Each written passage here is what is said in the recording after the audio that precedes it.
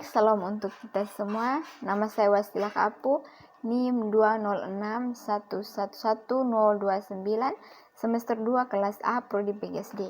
Di sini saya akan mengerjakan tugas saya, itu tugas mata kuliah teori belajar dan pembelajaran, tugas pertemuan ke-12.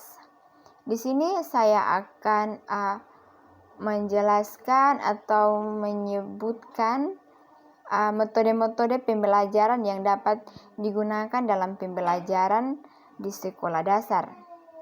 Namun sebelum itu kita harus tahu dulu pengertian metode pembelajaran SD.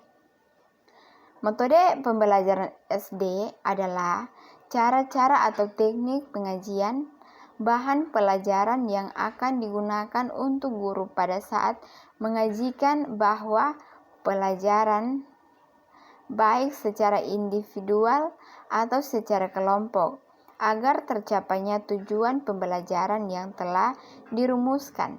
Seseorang guru harus mengetahui berbagai metode. Dengan memiliki pengetahuan mengenai sifat berbagai metode, maka seorang guru akan lebih mudah menetapkan metode yang paling sesuai dengan situasi dan kondisi. Penggunaan metode mengajar sangat bergantung pada tujuan pembelajaran. Ada beberapa metode pembelajaran yang dapat digunakan, yaitu yang pertama, metode diskusi. Metode diskusi adalah metode mengajar yang sangat erat hubungannya dengan memecahkan masalah. Kadang-kadang metode ini disebut diskusi kelompok dan resitasi bersama.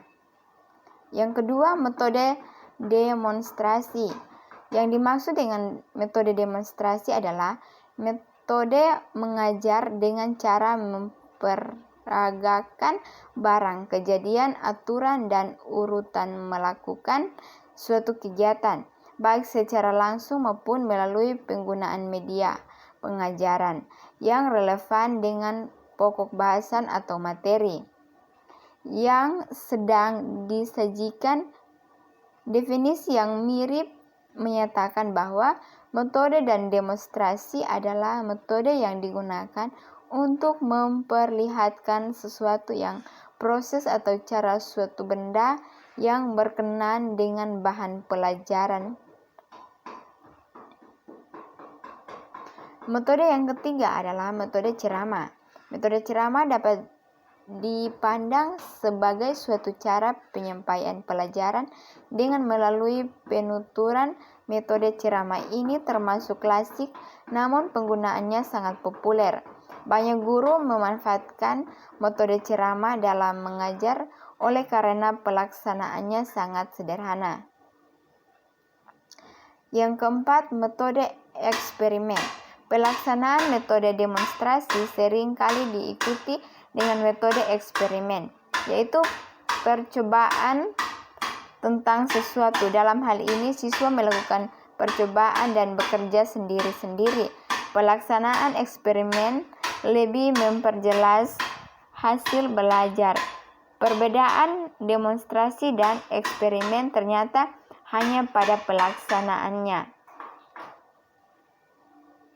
Yang kelima, metode sosiodrama. Metode sosiodrama dan role playing dapat dikatakan sama artinya, dan dalam pemakaiannya sering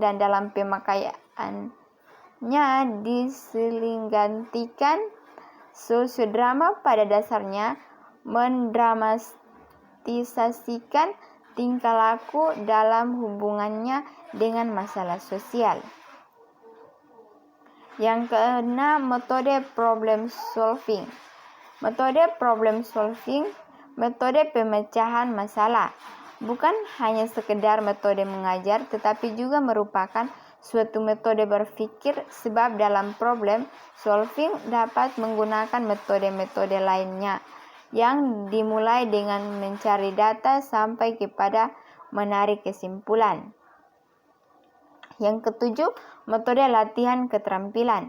Yang dimaksud metode latihan keterampilan adalah suatu metode mengajar di mana siswa diajak ke tempat latihan keterampilan untuk melihat bagaimana cara membuat sesuatu, bagaimana cara menggunakannya, untuk apa dibuat, apa manfaat, dan sebagainya. Yang kedelapan, metode tanya jawab. Metode tanya jawab adalah cara pengajian pelajaran dalam bentuk pertanyaan yang harus dijawab terutama dari guru kepada siswa, tetapi dapat pula dari siswa kepada guru. Baik, sekian penjelasan dari saya mengenai metode-metode yang dapat dilakukan dalam pembelajaran di sekolah dasar. Sekian dan terima kasih.